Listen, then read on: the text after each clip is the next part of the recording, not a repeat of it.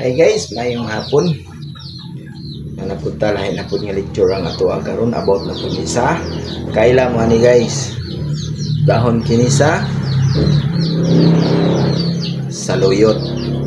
Katong wala pa nagkaila mo ni dahon sa saluyot. Timanin ninyo guys, saluyot nga dahon. Gulay ni siya guys. Kung ato makita diri sa atong palibot, sagbot lang ni siya tanawon, sagbot. Pero ang tinuod kini day usa ka gulay nga masustansya o makahatag og healthy sa tuang panglawas. Saluyot guys. Kana guys, dili ni basta-basta nga sagbot. Kung naamo karon sa inyong palibot sa inyong balay, ayaw ninyo hagbasa.